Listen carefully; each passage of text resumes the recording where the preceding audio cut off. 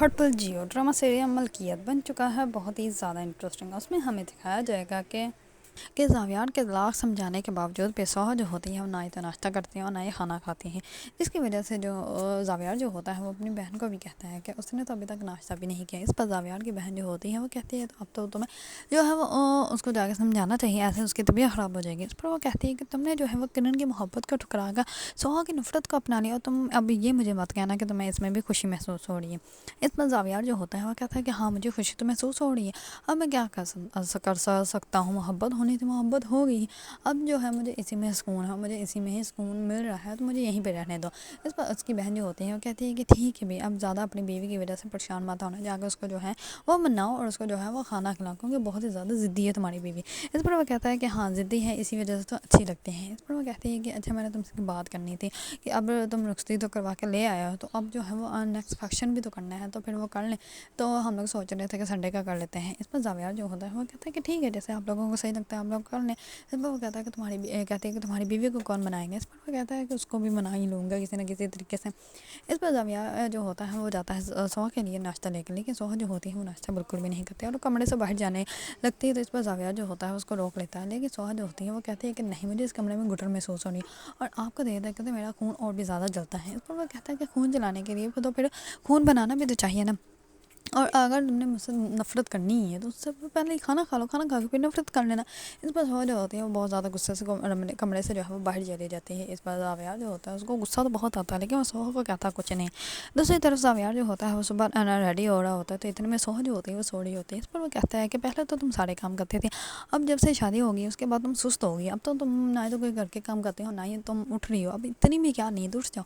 لیکن سوہا جو ہوتی ہے اس کی آواز سنتی نہیں، کیونکہ سوہا جو ہوتی ہے وہ اس ٹائم بے ہوش ہوئی ہوتی ہے. اسی وجہ سے زاویار جیسے ہی اس کے پاس آتا ہے تو وہ پھر بھی نہیں ہلتی. اس پر زاویار اس کو چیک کرتا ہے لیکن وہ جو ہے وہ اٹھتی ہی نہیں. اس پر زاویار جو ہوتا ہے وہ بہت زیادہ پریشان ہو جاتا ہے، وہ اسی ٹائم سب کو بلاتا ہے اور کال کرتا ہے ڈاکٹر کا.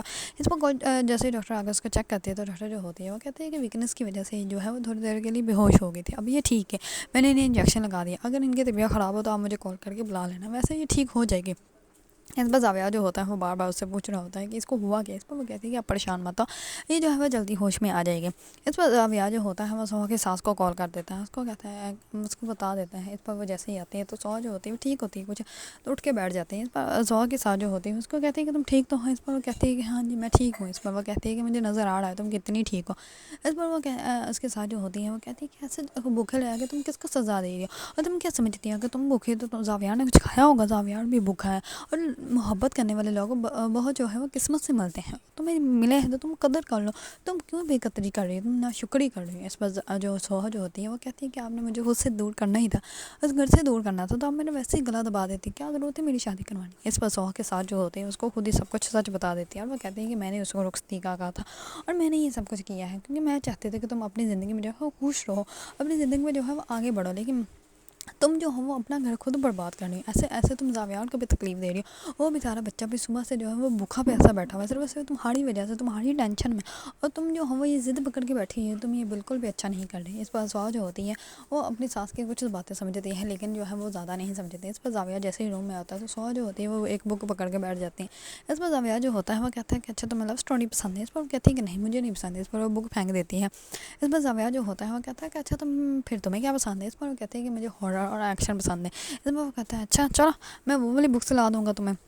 اس پر زاویار جو ہوتا ہے وہ کہتا ہے کہ چلو ریڈی ہو جاؤ باہر چلتے ہیں نا، جو ہے وہ ڈنر کر کے آتے ہیں. اس پر وہ کہتے ہیں کہ نہیں مجھے کہیں نہیں جانا، مجھے یہیں پہ رہنا ہے. اس پر زاویار جو ہوتا ہے وہ اور زیادہ قریب ہو کر بیٹھ جاتا ہے اس کے، اور وہ کہتا ہے کہ چلو اگر تم نے میرے ساتھ ٹائم اسپینڈ کرنا ہے تو اچھی بات ہے. اس پر سوہا جو ہوتی ہے وہ کہتی ہے کہ کہاں جانے کی تم بات کر لیتے ہیں، میں ابھی ریڈی ہو کے آتے ہیں. اس پر سوہا جو ہوتی ہے وہ ریڈی ہو کر آ جاتی ہے. اس پر سوہا اور زاویار جو ہوتے ہیں وہ ڈنر کرنے کے لیے جا رہے ہوتے ہیں، تو راستے میں جو ہے وہ کوئی مسئلہ کریٹ ہوا ہوتا ہے جہاں پہ جو ہے وہ پولیس والے وغیرہ بھی کھڑے ہوتے ہیں. اس پر زاویار جو ہوتا ہے وہ دیکھنے کے لیے ابھی باہر ہی آتا ہے.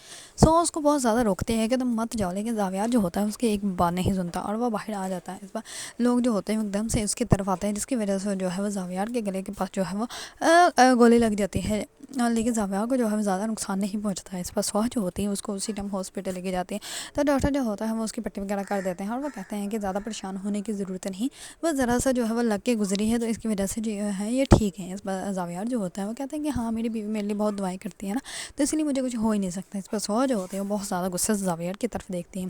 اس پر زاویار جو ہوتا ہے وہ سوہا کو اس کی والدہ کی طرف جو ہے ڈراپ کر دیتا ہے، اور وہ کہتا ہے کہ میں شام کو تمہیں جو ہے وہ لینے کے لیے آ جاؤں گا۔